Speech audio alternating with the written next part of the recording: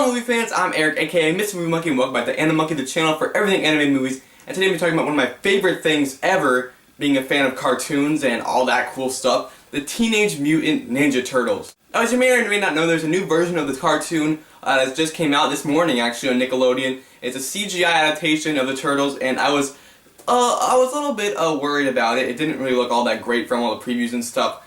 It kind of just seemed like what you would expect from a Ninja Turtles cartoon in this era of children's animation.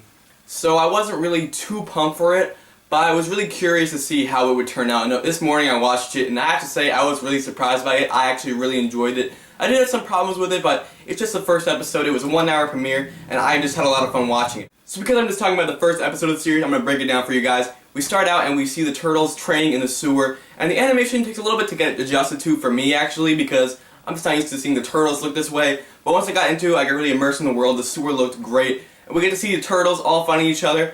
Donnie was fighting Raph, and Leo was fighting Mikey, and Leo beat Mikey, and Raph beat Donnie, and they were fighting each other.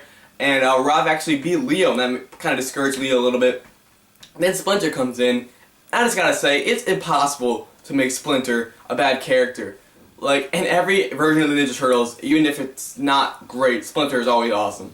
Because he's Splinter, and he's a giant rat who is old and wise, and those are always some of the best characters, like Yoda, and there's a lot of other examples, but Splinter is up there with one of the best old and wise masters. So Splinter comes in and tells them that it's not about who they're one, about how personally they're improving, and then we have an awesome title sequence which I actually really enjoyed. It was kind of a throwback to the 80s series with a little bit of a modern kind of hip-hop twist, which I actually thought was pretty cool, and I enjoyed it. It was catchy, and I like to hear it. I would definitely look forward to hearing it every time I watch the show. So then we get a look at what they're doing, how the turtles are in their lives. It's actually their 15th anniversary of getting mutation powers. So they're celebrating that with Mutation Day. In this scene, we get to see again another origin story of the turtles. Remember in the 80s series, it was the ooze made whatever you last touched, you turn into. And Master Yoshi last touched a rat, so he turned into a giant rat. And the turtles last touched Master Yoshi, so they turned into turtle-like people. So, and in the 90s movie, which is another one I remember, it was that the Splinter actually was a rat the whole time, but he just grew bigger, and the turtles grew bigger, and he taught them Kung Fu, because Master Yoshi had taught the rat Kung Fu. So I think that was my favorite one. And this one actually, it's pretty similar to the original, but it's just they turn giant. The ooze makes Master Yoshi turn into a rat and the turtles turn big.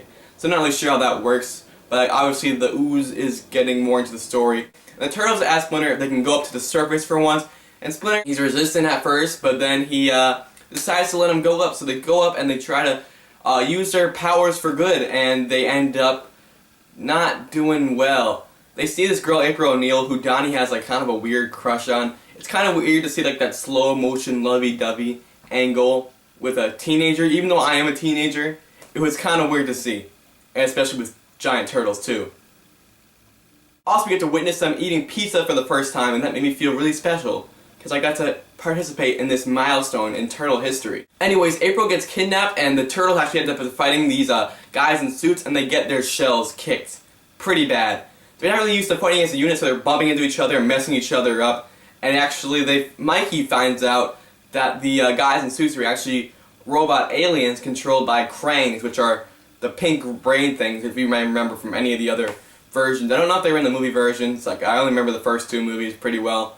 But the Krangs are really cool, and I kind of hope to see there's a leader Krang, because we don't see him in this episode. Hope to see there's one, because for now it's just a bunch of Krangs controlling Terminator-looking robots. So the turtles go back to the sewer, try to get their stuff together, and Splinter actually chooses Leonardo as the leader, which kind of takes up everybody else. I like to see this dynamic. I think they got all the characters and how they work together well, because that's one of the most important things when doing the Teenage Mutant Ninja Turtles. Making these characters, different personalities, work together as a unit, and they can clash sometimes. I love to see that, but they did it really good in this series, and I was actually really surprised by how much they focused on that. It wasn't just a lazily made attempt to make the characters bond together. It was really well written. I can tell they worked hard on making the dynamic feel real, even with mutated turtles. So that was awesome, and we realized that Leo has to kind of learn how to lead the Turtles. We get a pretty dark moment with Master Splinter as he tells Leonardo about how his wife and his kid were killed by Shredder. So this was all kind of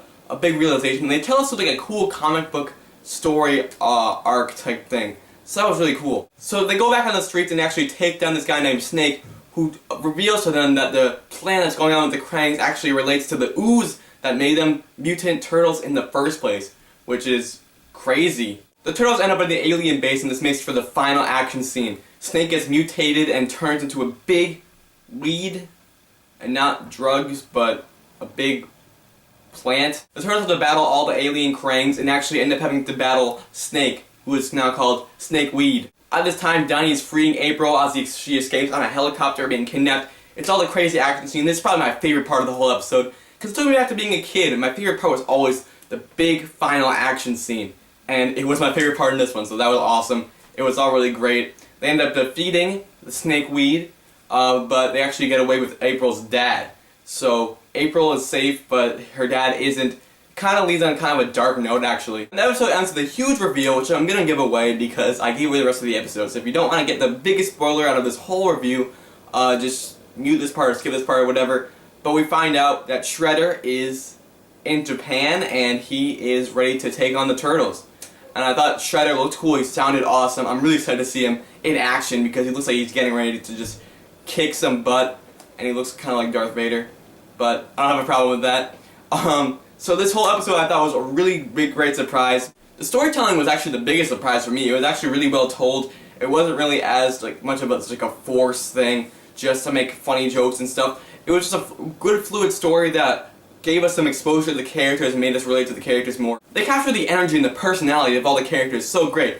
Leonardo's my favorite turtle, and I thought he had that good leadership quality, but was kind of unsure of himself at first, which was really cool. Also, Raphael was the big tough guy. He kind of was on top of the world. He was on top. I usually like to see him as kind of a more isolated character, but in this one he was had a more of a straight-on relationship with his brothers, which was interesting. I'm used to seeing him kind of go off on his own and be the vigilante, but this was still great. Donatello is kind of still, he's the lamest turtle, and that's not going to change in this series. He's still kind of lame.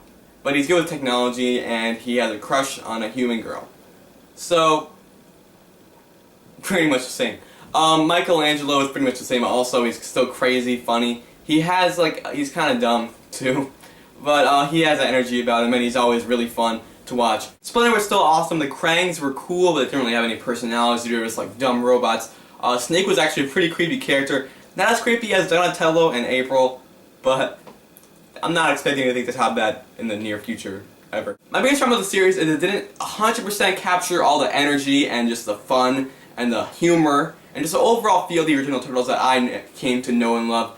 Obviously I'm repping the original 80s series, so that was great. Even the 2003 series had it, but it got it over time. So I think this one will pick it up over time and get to be a lot more the feel of the original one. But I think this series got it enough for me to have a great time watching this episode. And this kind of take me back to when I was watching the original, or both two animated series and of course the movies. So that was just a great experience for me, and I really did enjoy this series. I'm gonna keep watching it. I think it's a great time for non-turtle fans to get involved in the show because it starts from the very beginning. So it's good to get involved in it, and it does do justice to the original material. So I had a great time watching this. Let me know what you guys think of this new series in the comment section below. Did you watch it? Are you gonna keep watching it? Did you enjoy it? Are you a turtle fan? Are you not a turtle fan? I know there are a lot of big turtle fans out there. So just let me know anything you want about the Ninja Turtles series in the comment section below. You can check out my main channel, Mystery Monkey, for all the new movie reviews. I'm going to get a lot of new reviews up there soon. Also check out my Facebook page and my Twitter, all in the description. Thank you guys so much for watching, and I will see you guys next time.